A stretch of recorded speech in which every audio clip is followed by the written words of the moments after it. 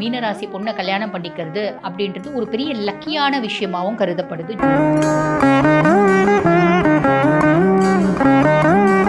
இவங்க லவ் பண்றாங்க அப்படின் போது ஒரு பையனை பாக்குறாங்க அப்படின்னா என்ன பார்த்தா பிடிக்கும். ரொம்ப அழகா, ரொம்ப ஸ்மூத்தா, ரொம்ப பிளசண்டா தட்டி கொடுத்து வேலை வாங்கக்கூடிய கெப்பாசிட்டி மீனத்துக்கு உண்டு.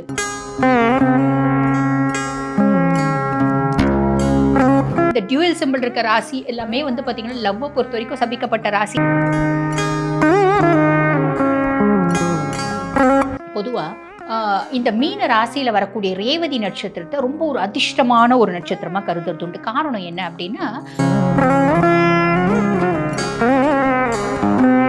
ஆக வாழ்க்கையில எதிர்நீச்சல் போட்டு வாழக்கூடியவங்க மீனராசி பெண்கள்.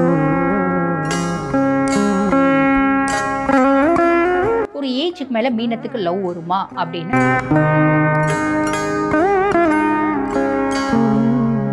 லவ் பண்ணும்போது கண்டிப்பா வந்து பாத்தீங்கன்னா காஷியஸ்னஸ் தேவை.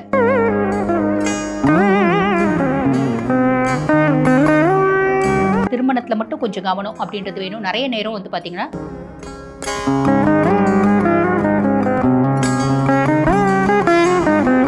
ரெட் நூல் நங்கை நேயர்களுக்கு வணக்கம். நான் டாக்டர் தீபா அர்லாலன்.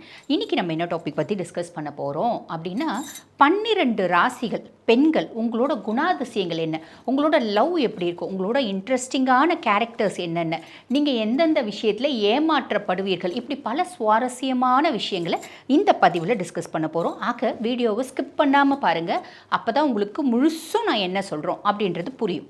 மீனராசி பெண்கள் உங்களை பற்றி சொல்லணும் அப்படின்னா, காலபுருஷனுக்கு 12ஆம் பாவம் அயன சயன போஜன மோட்ச விரயஸ்தானம் அப்படின்னு சொல்லுவாங்க. உங்களோட சிம்பிளை நீங்கள் வந்து பாருங்கள், 2 மீன்கள் இருக்கும். இந்த பொதுவாக இந்த டியூவல் சிம்பிள் இருக்க ராசி எல்லாமே வந்து பார்த்திங்கன்னா லவ்வை பொறுத்த வரைக்கும் சபிக்கப்பட்ட ராசி அப்படின்றது நான் சொல்லியிருப்பேன். என்னோட பதிவுகளை வந்து தொடர்ந்து பார்க்குறவங்களுக்கு தெரியும். பொதுவாக வந்து பார்த்திங்கன்னா பொருளுக்கு பஞ்சமில்லாத ராசி அப்படிம்பாங்க.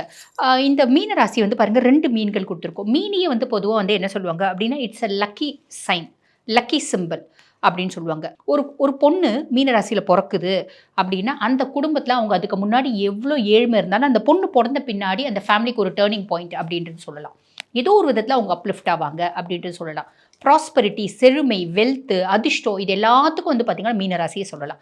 மீனராசி பொண்ணை திருமணம் பண்ணிக்கிறாங்க, மேரேஜ் பண்ணிக்கிறாங்க அப்படின்னா அந்த பையனுக்கு பொருளுக்கு பஞ்சம் இருக்காது, நிம்மதிக்கும் சந்தோஷத்துக்கும் பஞ்சம் இருக்காது அப்படின்ற ஒரு கருத்து இருக்குது. அது உண்மையும் அப்படின்னு சொல்லலாம். பெண் ராசி நீர் ராசி அப்படின்னு சொல்லலாம். மற்றவங்களுக்கு ஹெல்ப் பண்ணணும் அப்படின்ற எண்ணம் இருக்கும். உபகரணமான ராசி அப்படின்னு அதுக்கு அது சொல்லுவாங்க.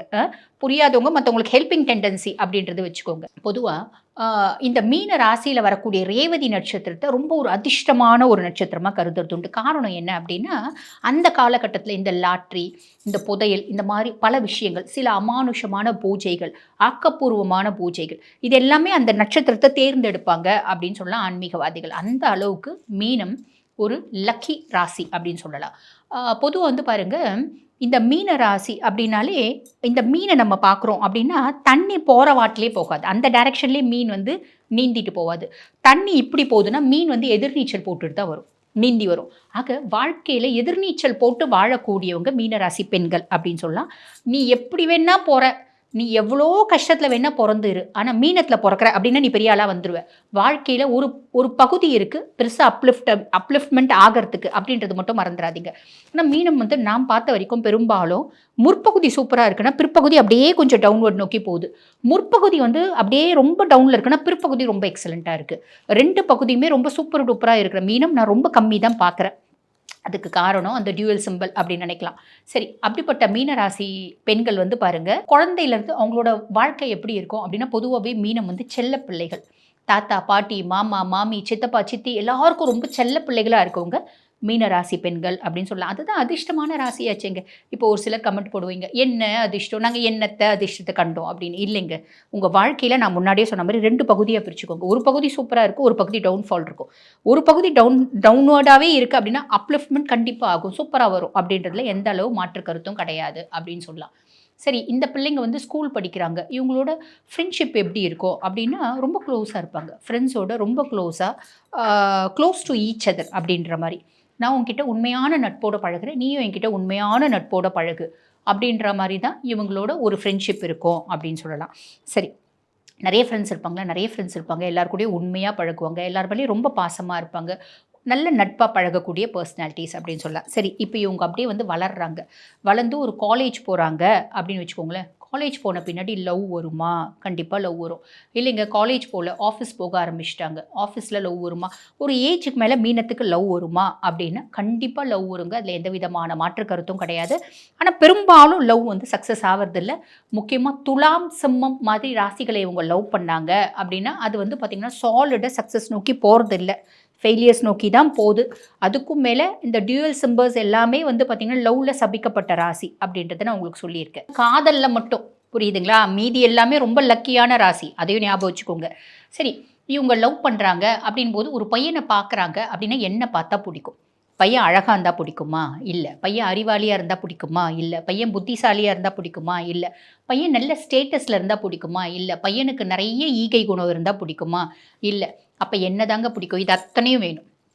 ஏன்னா, நான் குரு தான் என்னோட ராசி அதிபன். அதுக்கும் மேல சுக்கிரன் உச்சமடையக்கூடிய ராசி மீன ராசி. அப்ப எனக்கு எல்லாமே வேணும். பேசிக்கா நான் பார்த்த உடனே பிடிக்குது அப்டின்னா, எனக்கு பார்த்த உடனே அவனோட பார்க்கும்போது ஏதோ எனக்கு மனசுக்குள்ள சொல்லணும். இந்த பையன் பார்க்கும்போது எனக்கு ஏதோ ஒரு விதத்தில வந்து மனசு வந்து லைக்கிது அவன பார்க்கணும் அப்படின்னு தோணுது. அவன் மேல என் மனசு ஈர்க்கப்படுது. அவனோட ஒரு புத்திசாலித்தனம், அவனோட பிஹேவியர், அவனோட ஒரு ஆக்கப்பூர்வமான ஒரு செயல்கள் இதெல்லாம் என் மனசு லைக்கிது. அதனால எனக்கு அவன புடிக்குது அப்படின்ற மாரி ஒரு அமைப்பு. நான் ஒண்ணு பார்க்கறதில்ல. எனக்கு பார்த்த உடனே தோணணும். ஹி இஸ் மை மேன் அப்படின்னு தோணணும். அப்படிப்பட்ட பெர்சனாலிட்டீஸ் எனக்கு பிடிக்கும். புடிச்ச உடனே நான் என்ன பண்ணுவேன்? டைரக்ட்டா போய் லவ்வ சொல்லுவேனா, இல்ல அப்சர்வ் பண்ணுவேனா? கொஞ்சம் டைம் எடுத்துப்பேன்.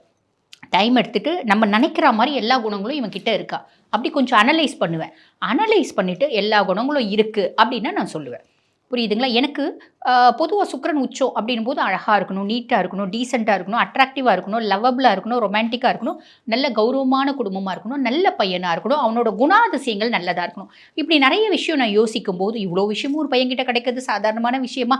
அப்படி இவ்ளோ விஷயமும் ஒரு பையன்கிட்ட இருக்கு அப்படின்னா, அந்த பையன் லவ் பண்ணாம இருக்கிறது பெரிய விஷயம். இல்லைங்களா? அவனுக்கு ஆல்ரெடி ஒரு பிள்ளை அப்படின்றது வாழ்க்கையில வந்திருக்கும். ஆல்ரெடி ஒரு பிள்ளை இருந்து பிரேக்கப் ஆயிருந்தா கூட பரவாயில்ல. எனக்கு நீ வந்து லவ்வே பண்ணாம நீ என்ன மட்டும் தான் லவ் பண்ணணும் அப்படின்ற எண்ணம்லாம் கிடையாது. நீ லவ் பண்ணி பிரேக்கப் ஆயிருந்தா கூட பரவாயில்ல. உன்ன மிஸ் பண்ண பிள்ளை, முட்டாள்தனமான பிள்ளை அப்படின்ற மாரி இவங்க வந்து இவங்களோட லைஃப் தியாகத்தை நோக்கியும், உண்மையான அன்பு தியாகத்தை நோக்கியும் போகும் அப்படின்னு சொல்லலாம். ஆக இந்த மாதிரி வந்து பார்த்தீங்கன்னா, இவங்க லவ் பண்ணுவாங்க. லவ் பண்ணும்போது கண்டிப்பா வந்து பார்த்தீங்கன்னா, காஷியஸ்னஸ் தேவை. ஏன்னா வந்து இது வந்து கருத்து வேறுபாடு நெறைய வரத்துக்கு வாய்ப்பு உண்டு. பார்ட்னர்ஸ இவங்கள சரியா புரிஞ்சுக்க முடியாது. அதாவது பார்ட்னர்ஸால இவங்க யாரு அப்படின்னு புரிஞ்சுக்கவே முடியாது. இவங்களோட நெறைய நல்ல குணங்கள அவங்களால புரிஞ்சுக்கவே முடியாது அப்படின்னு சொல்லலாம். குரு ராசி அதிபன் அப்படின்றதுனாலேங்க இன்பில்ட்டாவே உங்களுக்கு நெறைய திறமை இருக்கும். நெறைய ஆக்கப்பூர்வமான சிந்தனைகள் அப்படின்றது இருக்கும். நெறைய கிரியேட்டிவிட்டி இருக்கும். ஆ அதுக்கும் மேல கம்ஃபர்ட்டா வாழணும் அப்படின்னு நினைப்பாங்க. நெறைய டூர் போறது பிடிக்கும். ஒண்ணும் இல்லைங்க ரொம்ப சிம்பிள். இந்த ஒரு வெள்ளம் அப்படின்னா 4 பேர் வந்து காசு குடுப்பாங்க தெரியுங்களா? புயல் அப்படின்னா வந்து பார்த்தீங்கன்னா, டொனேஷன் குடுப்பாங்க. இந்த யூனிசெஃப், இந்த வந்து முதியோர் இல்லம், தன்னோட பர்த்டேவ முதியோர் இல்லத்தில செலிப்ரேட் பண்றது, தன்னுடைய திருமண நாள ஒரு கேன்சர் இன்ஸ்டிடியூட்ல செலிப்ரேட் பண்றது, அனாதை இல்லத்தில போயிட்டு அவங்களோட பர்த்டேவ செலிப்ரேட் பண்றது. அவங்க வீட்ல ஏதாவது விசேஷம்னா அனாதை அனாதை இல்லத்துக்கு போய் டொனேஷன் பண்றது. யூனிசெஃப் மாரி ஆர்கனைசேஷனுக்கு டொனேஷன் பண்றது. இதெல்லாம் நீங்க நெறைய அனலைஸ் பண்ணீங்க அப்படின்னு வச்சுக்கோங்களேன், நெறைய பேர் மீன ராசியா இருப்பாங்க.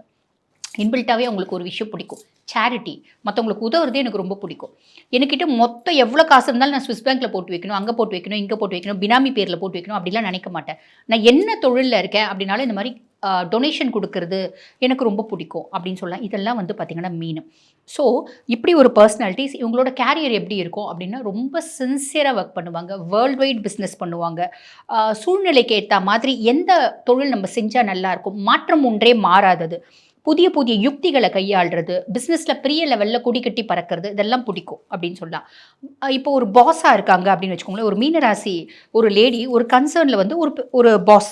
நான் என்னோட சுயஸ்தாபனம். என்கிட்ட வந்து பார்த்தீங்கன்னா 500 பேர் வேலை செய்றாங்க. என்கிட்ட 100 பேர் வேலை செய்றாங்க. அட என்கிட்ட 20 பேர் வேலை செய்றாங்கய்யா. அவங்களலாம் நான் எப்படி பண்ணுவேன்? டாமினேட் பண்ணி, அதிகாரம் பண்ணி, ஆர்ப்பாட்டம் பண்ணி, இந்த வேலைய செய்யுங்க அப்படின்னு ஃபயர் பண்ணுவேன். அதெல்லாம் கிடையாது. ஒரு பிள்ளை மீனான்னு ஒரு பிள்ளை அவங்ககிட்ட வேலை செய்யுதுன்னு வச்சுக்கோங்களேன். அவ வேலையே செய்ய மாட்டா. அவ பெரிய மக்கா இருந்தா கூட, ஒண்ணும் ஏமாத்துறதுல இருந்தா கூட 4 பேர் முன்னாடி சொல்லுவாங்க. மீனா வந்து எனக்கு ஸ்டாஃபா இருக்கிறது எனக்கு ரொம்ப பெரிய விஷயம் தெரியுமா? ஐ அம் ரியலி லக்கி. பிகாஸ் என்ன பார்த்து பார்த்து கவனிப்பா. டீ வேணுமா? காஃபி வேணுமா? அப்படின்னு கவனிப்பா. அதே மாரி வேலையெல்லாம் நான் ஒண்ணு சொல்றதுக்கு முன்னாடி பெர்ஃபெக்ட்டா செஞ்சுடுவா. இதை ஒரு முறை சொன்னால் பரவாயில்லைங்க, 100 முறை சொல்லும்போது அவள் என்ன பண்ணுவான், ஐயோ நம்ம முதலாளி அம்மா நம்ம மேலே ரொம்ப நம்பிக்கை வச்சுக்கிறாங்க, அதனால் நம்ம செய்யணும் அப்படின்ற மாதிரி செஞ்சுடுவோம். ஸோ ரொம்ப அழகாக, ரொம்ப ஸ்மூத்தாக, ரொம்ப ப்ளசண்ட்டாக தட்டி கொடுத்து வேலை வாங்கக்கூடிய கெப்பாசிட்டி மீனத்துக்கு உண்டு அப்படின்னு சொல்லலாம். இப்படிப்பட்ட மீனராசி என்பர்கள் திருமணத்தில் மட்டும் கொஞ்சம் கவனம் அப்படின்றது வேணும். நிறைய நேரம் வந்து பார்த்திங்கன்னா லைஃப் பார்ட்னரை தப்பாக செலக்ட் பண்ணிவிடுவாங்க, அதனால் கொஞ்சம் கஷ்டம் அப்படின்றத அனுபவிக்கிறாங்க. ஆனால் அந்த கஷ்டத்தை வாழ்க்கை ஃபுல்லும் அனுபவிக்கிறாங்களா, இல்லை ஒரு ஸ்டேஜுக்கு மேலே அவங்க சொல்லிவிடுவாங்க, என்னால் உன்னோட ப்ரெஷர்ஸை டாலரேட் பண்ண முடியல, நீ போ எங்கன்னா இரு, நல்லா இரு, நீ நல்லா இரு, நான் வந்து நல்லா இருக்கேன், நான் மேக்ஸிமம் தனியாக இருக்க ட்ரை பண்ணுறேன், அதுக்கும் மேலே என்னோட எண்ண அலைகள் ஒத்து போகிற மாதிரி ஒரு பர்சன் வந்தால் நான் மறுவாழ்வை பற்றி யோசிக்கிறேன் அப்படின்ற மாதிரி ஸ்ட்ராங்காக சொல்லிவிடுவாங்க. நீ என்ன பண்ணாலும் நான் உன் காலடியிலேயே இருக்கிறேன் அப்படின்ற எண்ணம் வந்து மீனத்துக்கு வர்றதில்லை. ஒரு ஸ்டேஜ் மேலே அவங்க டாலரேட் பண்ண முடியல அப்படின்போது அவங்க இந்த மாதிரி சொல்லிவிடுவாங்க. வாழ்க்கையை வாழணும் அப்படின்னு ஆசைப்படுவாங்க. சுக்கிரன் உச்சமடையக்கூடிய ராசி அப்படின்னால வெளியே டூர் போகணும், ட்ராவல் பண்ணணும், என்ஜாய் பண்ணணும். வாழ்க்கை ஒன்று தான்யா, வாழ்க்கை வந்து live life to the fullest அப்படின்ற எண்ணம் உங்களுக்கு இருக்கும். நல்ல விஷயம் தானே இல்லைங்களா?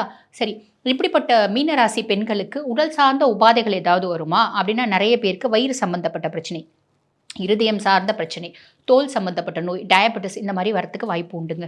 இவங்களுக்கு என்ன டைரக்ஷனுங்க ரொம்ப வந்து லக்கியான டைரக்ஷன் அப்படின்னு சொல்லலாம், நார்த் அப்படின்னு சொல்லலாம். இவங்களுக்கு லக்கியான கலர் என்னங்க அப்படின்னா ஒயிட், எல்லோ, லைட் எல்லோ, மாம்பழ எல்லோ, கோல்டன் எல்லோ, இதெல்லாம் இவங்களுக்கு ரொம்ப ப்ளசண்ட்டாகவும் இருக்கும் போட்டாங்கன்னா அப்படின்னு சொல்லலாம். All type of yellow, pink, இதெல்லாம் இவங்களுக்கு வந்து ஒரு ஃபேவரபிளான ஒரு கலர்ஸ், லக்கியான கலர்ஸ் அப்படின்னு சொல்லலாம். ஒத்த வார்த்தை மீனத்தை பற்றி சொல்லணும் அப்படின்னா என்ன சொல்லலாம் அப்படின்னா, பொதுவாகவே இங்கே நான் முன்ன சொன்னது தான், மீனராசி குழந்தை ஒரு குடும்பத்தில் பிறக்குது அப்படின்னா அந்த குடும்பத்தினோட வாழ்வாதாரம் அதிகரிக்கும். மீனராசி பையன் ஒரு குடும்பத்தில் பிறக்கிறான் அப்படின்னா அவங்க அப்பாவோட நல்ல பெரிய ஆளாக வருவான், பொண்ணு அவங்க அம்மாவோட பெரிய ஆளாக வரும். ஏங்க எங்கள் அம்மா ஒன்றுமே செய்றீங்க, சும்மா இருந்தாங்க, நீங்கள் பெரிய லெவலில் வருவீங்க. ஸோ மீனம் வந்து பாருங்கள் எதிர்நீச்சல் போட்டு வாழக்கூடியவங்க அப்படின்னு சொல்லலாம். மீனராசி பொண்ணை கல்யாணம் பண்ணிக்கிறது அப்படின்றது ஒரு பெரிய லக்கியான விஷயமாகவும் கருதப்படுது ஜோதிடத்தில் அப்படின்னு சொல்லலாம். வாழ்த்துக்கள்.